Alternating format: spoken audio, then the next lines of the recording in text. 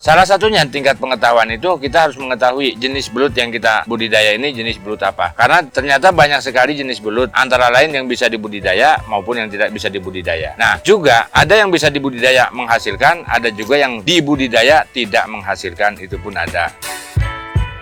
Kita harus cari tahu dari mana kita dapat pengalaman atau ilmu, tentunya dari orang-orang yang sudah berpengalaman tentang budidaya belut tersebut. Termasuk saya pun dulu, saya nggak bisa sendiri, saya pun harus mengolah juga, harus tanya-tanya ke banyak orang juga. Orang-orang yang biasa memelihara belut, walaupun mereka yang gagal pun tetap saya tanyakan, di mana mereka gagalnya dan kenapa gagalnya, kan begitu. Saya tidak pernah tanya hanya kepada orang yang berhasil saja, namun yang bergagal pun saya tanyakan.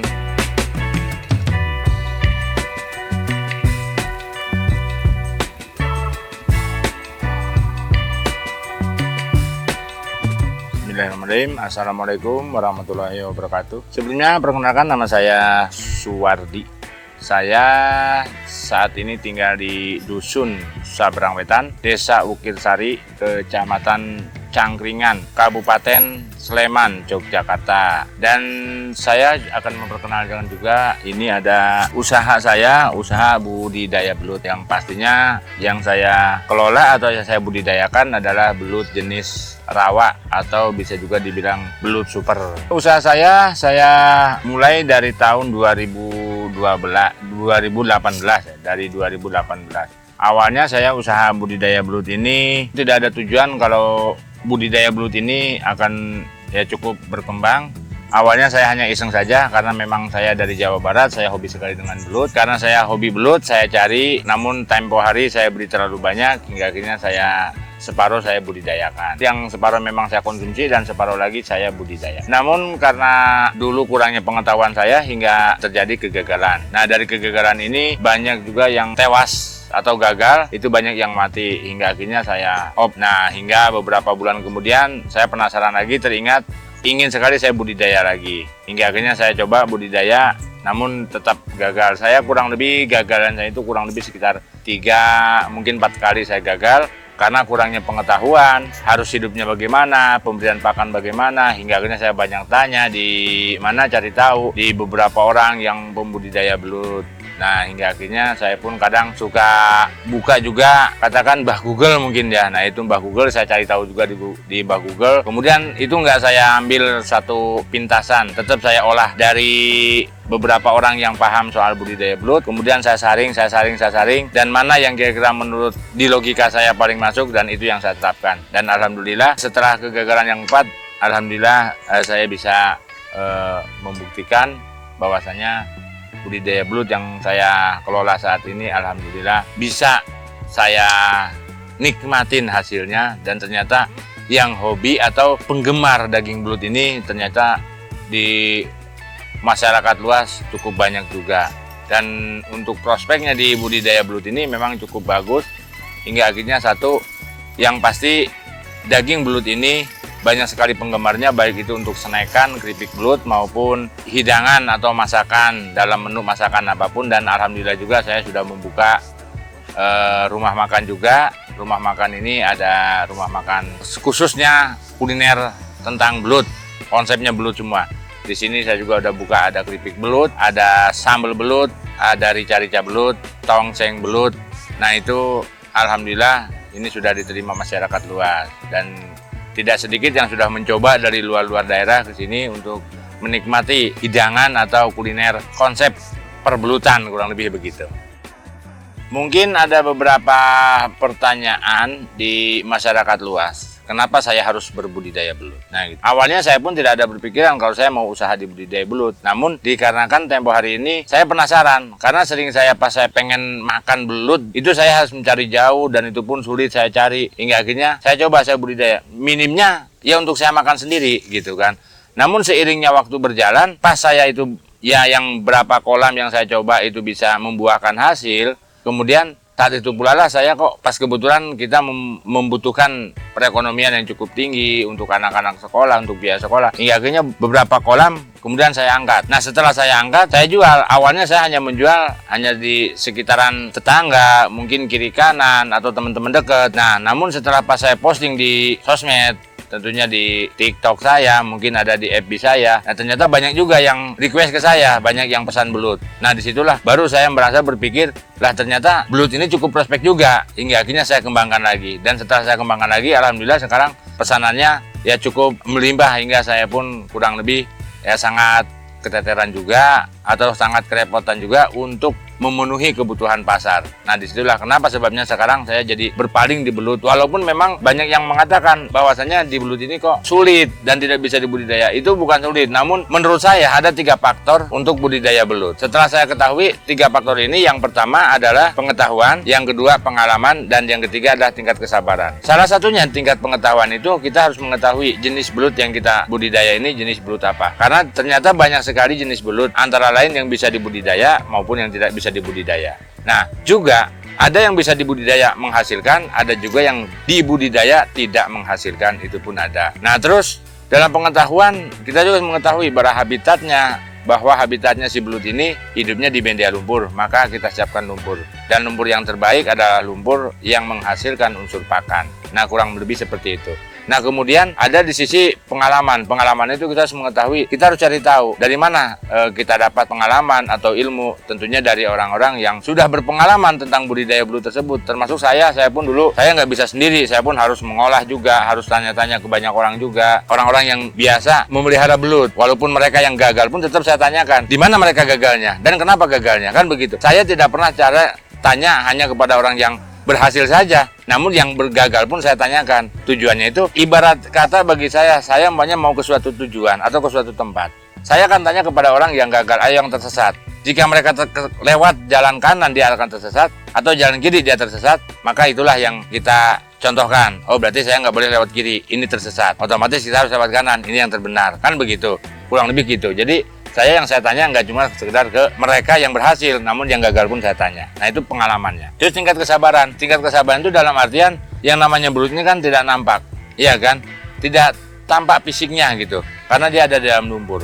Nah, disinilah tingkat kesabaran yang perlu kita pahami juga. Artinya dalam pembuatan fermentasi media itu nggak ada yang instan. Tetap kita harus butuh waktu, butuh penetralisir media hingga itu betul-betul siap untuk kita tebarkan benih. Dan itu pun kalau memang belum siap, ya kita harus sabar belum siap. Itu satu. Yang kedua, pada saat perawatan ini apabila tidak ada belut yang keluar, sebaiknya kita bersyukur. Berarti si belut di dalam media cukup aman dan nyaman. Namun jika si belut ini banyak keluar, berarti di bawah dia kurang nyaman. Nah, begitu hingga akhirnya dia sering naik ke atas. Dan itu pun bukan di sisi itu. Ada 3 hal belut sering keluar itu. Yang pertama dia sakit, yang kedua tidak nyaman, yang ketiga cari makan. Nah, di situ. Jadi itulah kita harus betul-betul tingkat kesabaran kita di sini. Dan tidak juga kita saat pemberian pakan si belut langsung naik ke atas. Dan terkadang saat kita lengah atau kita pergi baru si belut naik ke atas. Dan pemberikan makan tentunya nggak bisa seperti ikan atau pada hewan-hewan lainnya. Pemberian makan untuk belut pada malam hari atau menjelang sore hari. Untuk pengalaman saya dulu ya mungkin sekedar guyonan mungkin ya, dari teman-teman, dari tetangga, dari semua pun hanya guyonan. Dulu saya pun waktu saya belum tahu juga, saya pernah tanya-tanya juga ke teman-teman sebelum saya tahu, ke tetangga, relasi saya, ya mungkin saudara, mungkin teman-teman dekat. Saya tanyakan dulu sebelum saya budidaya belut, saya karena saya bukan orang sini tentunya kan, saya mau cari bibit belut pun itu saat saya tanya ke mereka, jawaban mereka, ya coba aja di daerah sana atau di alamat ini gitu kan. Namun mereka bertanya untuk apa? Untuk budidaya belut mau saya pelihara. Itu hanya guyonan. Ya itu untuk apa gitu kan? Enak po gitu. Nah itu. Terus satu. Yang kedua berapa? Sekian. Mahal amat kan begitu.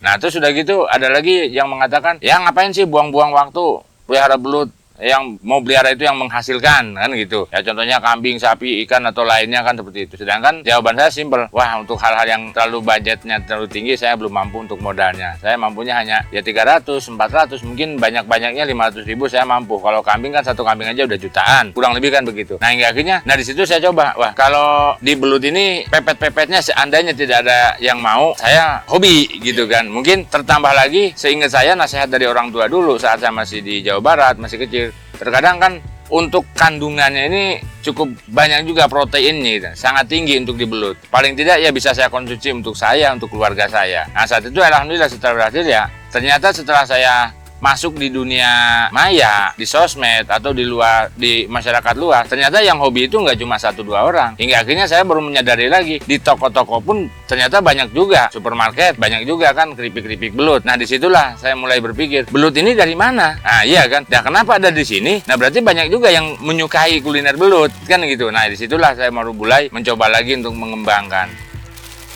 Dulu saya hanya coba pakai menggunakan saya yang gentong plastik. Nah, gentong plastik yang biasa digunakan untuk toren. Nah, saya gunakan untuk itu. Nah, kemudian ya, yang gagal mungkin udah kita lewatkan yang gagal. Nah, yang mulai keberhasilannya ini setelah dari satu gentong, kemudian saya bongkar karena udah 4 bulan, saya penasaran, kemudian saya bongkar ternyata yang awalnya hanya sebesar pulpen, kemudian agak besar kan gitu. Nah, setelah itu tidak saya jual, itu saya kembangkan lagi dengan kolam-kolam terpal yang saya punya.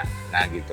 Nah setelah itu ya alhamdulillah, itu setelah sampai 6 kolamnya, kemudian saya coba lagi pasar, karena saat itu saya memang butuh ya tambahan ekonomi. Akhirnya saya coba buang atau saya jual, dan saya jual awalnya sulit juga karena merasa memang saya berpikirnya yang saya tahu kan, yang saya tawarkan hanya tetangga, kiri kanan, temen dengan harga tempo hari itu 80.000 per 1 kilo. Mereka kaget juga ya, untuk beli ikan ayam dapat 3 kilo kan katakan, sedangkan belut kan cuma 1 kilo, enaknya ya nggak seberapa kan gitu. Itu kan kalau kita hanya melihatnya di lingkungan sekitar, kita belum melihat di lingkungan luar. Ternyata setelah kita masuk di lingkungan luar, ternyata nggak cuma sedikit yang membutuhkan kuliner daging belut. Kalau potensi pasar sekarang setelah saya ketahui cukup bagus juga. Contoh kecil untuk home industry aja yang pembuat keripik belut ini cukup banyak juga ya kan, yang untuk requestnya atau pesanan itu untuk keripiknya saja. Belum lagi dari rumah-rumah makan sambal belut gitu kan, atau rica-rica belut atau tongseng belut mungkin di luar sana. Bahkan ini juga udah mulai masuk lagi dari relasi dari ibu kota, dari Jakarta, yang udah mulai pesan per 1 minggu sekian kintal, ada juga yang dari luar sekian kintal. Nah itu per 1 minggunya, hingga akhirnya saya pun malah kesulitan untuk memenuhi kebutuhan pasar. Nah ini untuk teman-teman semua, bahkan siapapun yang ada dimanapun berada intinya ya, jika ada yang berminat untuk berbudidaya belut atau katakan tertarik dengan cerita saya dan berminat untuk berbudidaya belut, kebetulan saya juga sudah menyediakan bahkan melayani baik itu untuk kulinernya, masakan belut, menu belut, konsep belut, bahkan juga saya juga melayani juga pelatihan bagi pemula-pemula yang belum tahu sama sekali. Monggo datang kemari ke Dusun Sabrang Wetan, Desa Bukit Sari, Kecamatan Cangkringan, Kabupaten Sleman, Yogyakarta. Silakan datang ke sini. Nah, di sini kami juga sudah membuka pelatihan. Nah, di sini dan kita semua sama-sama sharing, sama-sama saling berbagi pengalaman tentang usaha budidaya belut di sini. Untuk saran saya bagi masyarakat luas yang ingin mencoba membudidaya belut, saran saya yang penting yang pertama semangat, tekad yang penuh. Nah gitu aja, karena tanpa ada semangat itu juga nggak akan membuahkan hasil. Ditambah jika ada semangat tanpa nekat itu pun sama saja. Tekadnya sudah, semangat sudah ada, tapi tekadnya belum ada, masih keraguan-raguan, itu belum bisa. Jadi intinya yang pasti semangat dan tetap tekad. Satu cerita ini diibaratkan kita mau belajar sepeda motor. Tidak ada yang namanya kita belajar sepeda motor langsung bisa, atau sepeda ontel, sepeda roda 2 itu nggak mungkin kita belajar langsung bisa. Paling tidak kita mengalami jatuh dulu. Nah setelah mengalami jatuh pertama ini, apakah kita akan bangkit lagi dan mencoba lagi mengendarai sepeda ontel, atau udah cukup sampai di situ? Kan begitu. Jika kita memang mau bisa bangkit lagi, jalan, itu satu. Nah terus saran saya untuk awal belajar, apalagi untuk pemula ini belajar, jangan berpikir untuk memiliki tujuan dulu. Nah gitu, yang penting kita belajar bisa jalan dulu. Contoh kecil ya, kembali ke tadi, jangankan di usaha, mungkin belajar sepeda pun sama. Tak ada orang yang belajar sepeda punya tujuan. Yang penting dia bisa berjalan dulu dengan baik. Setelah dia bisa berjalan dengan baik, kemudian kita memiliki tujuan. Apakah itu mau ke pasar, atau mau ke toko, atau mau kemana. Kurang lebih kan begitu. Nah usaha pun sama. Yang penting kita bisa belajar hidup dulu. Apalagi dengan belut, yang penting kita bisa hidupkan dulu ini belut. Betul-betul bisa hidup, setelah itu baru kita akan mengerti. Oh ternyata belut hidupnya seperti ini. Setelah kita bisa belajar menghidupkan belut, sehingga belut itu tidak ada angka kematian, nah itulah kita mulai berhasil, baru kita mencoba memiliki tujuan. Usaha kita mau kita targetkan sampai seberapa.